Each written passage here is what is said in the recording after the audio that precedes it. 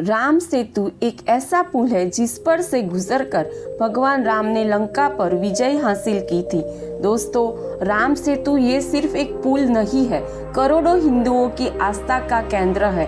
कई बार लोग ऐसे सवाल करते हैं, क्या राम सेतु का अस्तित्व वास्तव में है? क्या लाखों वर्षों के बाद भी इसके सबूत अभी मौजूद हो सकते हैं? ये सवाल आज भी लोगों के लिए आश्चर्य का विषय बना हुआ है। आज भी इतिहास पर खोज करने वाले कई साइंटिस्ट राम सेतु के निशान ढूंढ रहे हैं। आज हम इस वीडियो के माध्यम से आपको राम सेतु के बारे में ऐसे तथ्य प्रूफ करके बताएंगे कि राम सेतु बना था और आज भी है। यह कोई कपोट कल्पित बात नहीं है। सबसे पहले हम वाल्मीकि रामायण के आधार से बताएंगे। तो चलिए दोस्तों, हम आज भी राम सेतु के रहस्य की खोज पर चलते हैं। ये सफर बहुत ही रोमांचक होने वाला है। सबसे पहले रामायण की इस तथ्य से आपको अवगत कराएंगे कि राम सेतु कैसे बना, किसने बनाया और कितने दिन में बनकर तैयार हो गया था। उसकी पूरी बात हम आपको वाल्मीकि रामायण के आधार से बताएंगे। राम सेतु के बारे में वाल्मीकि रामायण की बात करें तो जब भगवान श्री राम रामेश्वर के समुद्र तट पर पहुंच गए, किंतु लंका तक जाने का मार्ग नहीं था, तभी उन्होंने समुद्र देव से बहुत विनती की और प्रार्थना की कि वह मार्ग दे दे। तभी काफी प्रयास के बाद समुद्र देव वहां उपस्थित नहीं हुए। तभी सीता वियोग से व्याकुल भगवान श्री राम ने क्रोध से भरकर समुद्र को सुखाने के लिए ब्रह्मास्त्र के बाण का अपने महान वैष्णव धनुष पर संधान कर लिया था।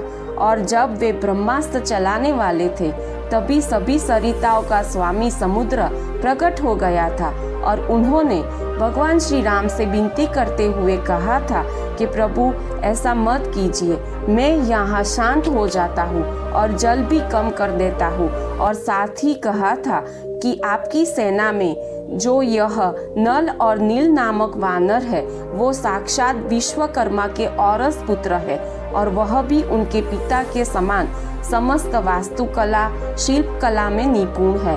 और इस नल और नील के हृदय में आपके प्रति बड़ा प्रेम है, अतः आप इनसे ही पुल निर्माण का कार्य करवाए। मैं उस पुल को धारण करूंगा। यह कहकर समुद्र देव अदृश्य हो गए थे। तब वही खड़े नल नील ने श्री राम को उत्तर दिया था कि प्रभु, हम बिना पूछे आप लोगों से अपने गुणों को नहीं बता सकते थे, इसीलिए अब तक चुप थे। हम इस महासागर पर पुल बांधने में समर्थ हैं, अतः हम सब वानर आज से ही पुल बनाने का कार्य आरंभ कर देते हैं। तब भगवान श्री राम की आज्ञा से लाखों बड़े बड़े महाकाय वानर हर्ष और उत्साह के साथ राम सेतु बनाने के कार्य में लग गए थे। सब और उछलते हुए गए और बड़े बड़े जंगलों में घुस गए। वे वानर पर्वत, शिखरों और वृक्षों को और बड़े बड़े पत्थरों को समुद्र तक खींच लाए थे। शिलाखंडों को समुद्र में फेंकने लगे थे। कहते हैं उन वानरों ने सब ओर से पत्थर गिराकर समुद्र में हलचल मचा दी थी। कुछ दूसरे वानर 48 योजन का लंबा सूत पकड़े हुए उस ओर खड़े थे। नल और नील समुद्र के बीच में महान सेतु का निर्माण कर रहे थे।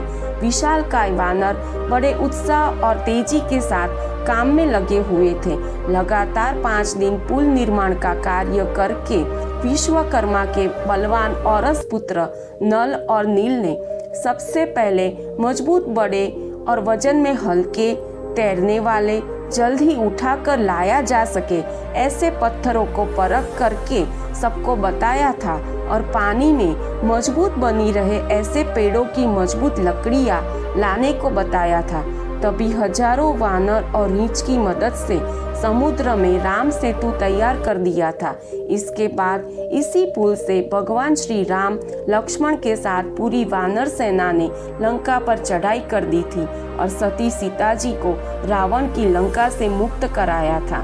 तो जैसा मुझे यकीन है, इसी प्रकार आपको भी वाल्मीकि जी की रामायण की बातें जानकर यकीन हो गया होगा कि राम सेतु बना था। इसमें कोई संदेह रखने का सवाल नहीं है और आज भी वह सेतु समुद्र में उसी स्थान पर मौजूद होने के सबूत पाए जाते हैं। अभी भी वहां जाने पर नल और नील ने बताए हुए पत्थर भी हमें दिखने को मिलते हैं। दोस्तों, हमारे भगवान श्री राम के इस महान कार्य की सही बातें ज़्यादा से ज़्यादा लोगों को शेयर कीजिए और इतिहास की ऐसी बातें जानने के लिए हमारी चैनल फैक्ट विथ हिस्ट्री को सब्सक्राइब करना ना भूलिए।